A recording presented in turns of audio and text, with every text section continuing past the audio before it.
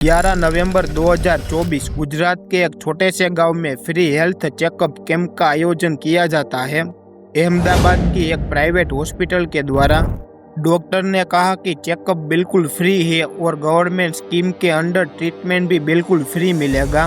गांव के कई लोग चेकअप के लिए जाते हैं और इनमें से कई लोगों को बोला गया कि आपके हार्ट में ब्लॉकेज है, कभी भी हार्ट अटैक आ सकता है, इमरजेंसी में सर्जरी करनी पड़ेगी। डॉक्टर्स ने कुछ ही घंटों में 17 लोगों को एक बस में बिठाया और अहमदाबाद की एक प्राइवेट हॉस्पिटल में ले गए। इन 17 लोगों में से 7 लोगों की बिना उनके परिवारों की मर्जी या पूरी जानकारी के एंजियोप्लास्टी सर्जरी कर दी गई। कुछ ही घंटों बाद 2 लोगों की मौत हो गई और बाकी के 5 मरीजों की हालत भी गंभीर हो गई थी। ये ऑपरेशन भारत सरकार की स्कीम पीएम जय यानी आयुष्मान कार्ड की मदद से हुआ था। 2 लोगों की मौत और 5 लोगों की तबीयत बिगड़ने से गांव वालों ने हल्ला मचा दिया। इसके बाद पुलिस इन्वेस्टिगेशन और हाई कोर्ट की सुनवाई में चौंकाने वाले आंकड़े सामने आए। इस हॉस्पिटल की पिछले साल की टोटल इनकम का 70% हिस्सा सिर्फ इसी स्कीम के क्लेम से आया था। इसके बाद गुजरात सरकार ने एक्शन लेते हुए इस हॉस्पिटल के साथ साथ 5 बड़े प्राइवेट हॉस्पिटल को पीएम जय स्कीम से बैन कर दिया। लेकिन ये सिर्फ एक गांव की कहानी नहीं है, बल्कि ये कहानी है हम लाखों इंडियंस की। तो आइए समझते हैं इस पूरी सिचुएशन को थोड़ा गहराई से आज के इस वीडियो में। इंडिया के प्राइवेट हॉस्पिटल में गड़बड़ियां जानने के लिए हेल्थ एक्टिविस्ट डॉक्टर अरुण ने 78 डॉक्टर्स का इंटरव्यू किया और उन्होंने पूछा कि उन्होंने अपने पूरे प्रोफेशन में किस तरह के स्कैम देखे हैं। इस इंटरव्यू में मेनली 3 तरह के स्कैम सामने आए। पहला रेफरेंस, यानी एक डॉक्टर जब एक मरीज को दूसरे डॉक्टर के पास भेजता है तब डॉक्टर्स आपस में तगड़ा कमीशन लेते हैं। जैसे कि हार्ट ब्लॉकेज को ठीक करने के लिए की जाने वाली सर्जरी के रेफरेंस के लिए डॉक्टर्स को 30,000 से 40,000 तक का कमीशन मिलता है। जितना बड़ा प्राइवेट हॉस्पिटल उतना बड़ा कमीशन। दूसरा सिंक टेस्ट, इसमें डॉक्टर पेशेंट को बहुत ही ज़्यादा लैब टेस्ट कराने के लिए कहते हैं जिसकी पेशेंट को ज़रूरत भी नहीं होती। कई बार तो इन टेस्ट में कुछ सैंपल्स लिए जाते हैं और बाकी का ब्लड फेंक दिया जाता है।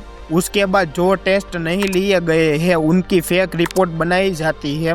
इन टेस्ट का एक लंबा चौड़ा बिल आता है जिसको डॉक्टर और पैथोलॉजिस्ट आपस में बांट लेते हैं।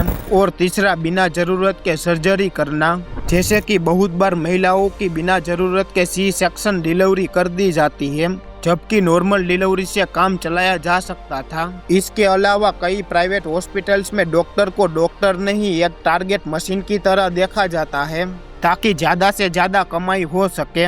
इन हॉस्पिटल्स में कई बार सिर्फ टारगेट पूरे करने के लिए ही मरीजों को एडमिट कर लिया जाता है।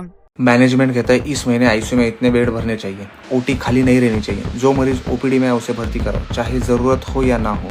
क्या हम डॉक्टर है या किसी इंश्योरेंस एजेंट की तरह कोटा पूरा करने वाले सेल्समैन? अगर कोई डॉक्टर अपना टारगेट पूरा करने में फेल हो जाता है तो उसका कॉन्ट्रैक्ट खत्म करने की वार्निंग भी दे दी जाती है।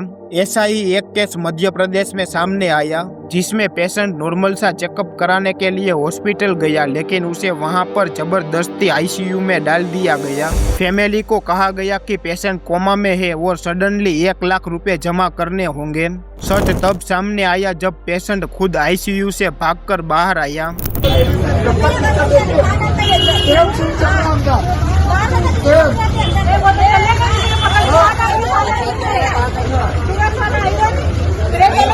इसके अलावा हॉस्पिटल के पास मरीजों से पैसे कमाने का एक और रास्ता है जिन्हें स्टार डॉक्टर कहा जाता है। स्टार डॉक्टर ऐसे डॉक्टर्स होते हैं जिनका मार्केट में बहुत नाम होता है। ये किसी एक हॉस्पिटल के साथ काम नहीं करते बल्कि एक साथ अलग अलग हॉस्पिटल में ऐसा फ्रीलांसर काम करते हैं। प्राइवेट हॉस्पिटल्स ऐसे स्टार डॉक्टर से इलाज कराने के लिए रिकमेंड करते हैं जिससे मरीज से ज्यादा चार्ज लिया जा सके। एक मार्केट में कंपटीशन चीजों की कीमतों को कम करता है, लेकिन दवाइयों के मामले में ये एकदम उल्टा काम करता है। यहाँ ज्यादा महंगे ब्रांड्स ज्यादा बिकते हैं। क्योंकि डॉक्टर्स जानबूझकर महंगी दवाइयों को रिकमेंड करते हैं, क्योंकि ये महंगी कंपनीज डॉक्टर को महंगी पेन, बैग और डिनर सेट जैसी चीजें देती है। उसके बाद जब डॉक्टर्स उन कंपनीज की मेडिसिन को लिखने का वादा कर देते हैं, फिर मिक्सचर, टेलीविजन जैसी चीजें गिफ्ट में देते हैं। फिर मेडिसिन कितनी बिक रही है उसके हिसाब से भी इंसेंटिव होते हैं, जैसे कि फार्मास कंपनीज डॉक्टर को फॉरेन ट्रिप और कार तक गिफ्ट में देती है, और ये सब मेडिसिन की सेल्स पर डिपेंड करता है। इसके अलावा इन करप्ट हॉस्पिटल्स ने आयुष्मान कार्ड को भी नहीं छोड़ा। साल 2025 में ही अप्रोक्स 560 करोड़ रुपए का आयुष्मान कार्ड क्लेम सामने आया, और ये सब कुछ हो रहा है सिर्फ पैसा कमाने के लिए। और अगर बात करें गवर्नमेंट हॉस्पिटल की, तो उसकी हालत आप सभी को पता ही है। एक बेड पर 2 मरीज हैं, स्टाफ सीधे मुंह बात नहीं करते, गंदगी इतनी है कि सांस भी नहीं ले सकते, डॉक्टर्स कोई ध्यान नहीं देते, और दे भी क्यों बगल में अपना दूसरा क्लिनिक जो है। और ये सब इसलिए हो रहा है क्योंकि हेल्थ केयर कभी हमारे पॉलिटिशियंस का एजेंडा था ही नहीं, क्योंकि उनका ट्रीटमेंट तो प्राइवेट हॉस्पिटल्स में फ्री में होता है। लेकिन सारे डॉक्टर सिर्फ पैसों के पीछे नहीं भागते। इसका बेस्ट एग्जाम्पल है डॉक्टर रंजीत, जिन्होंने 11,000 से ज्यादा नॉर्मल डिलीवरीज की है। इनको आयुष्मान भारत अवार्ड भी मिला है, और इसके साथ 2 और भी अवार्ड्स मिले हैं। जहां पर दूसरे प्राइवेट हॉस्पिटल में सी सेक्शन रेट 54% है, वहीं इनके हॉस्पिटल में सी सेक्शन रेट 70% ही है। इन्होंने मार्च 2026 में ही 524 डिलीवरीज में से 435 डिलीवरीज नॉर्मल की थी। और ऐसे और भी डॉक्टर्स इंडिया में है, सब पैसों के पीछे नहीं भाग रहे। आयुष्मान कार्ड का बेनिफिट भी इंडिया में लाखों लोगों को मिला है। अगर ये कार्ड नहीं होता तो आज लाखों लोग गरीबी रेखा के नीचे होते। ये सच है कि कार्ड पर स्कैम हो रहे हैं, लेकिन गवर्नमेंट नए नियम लाकर उसको ठीक कर सकती है।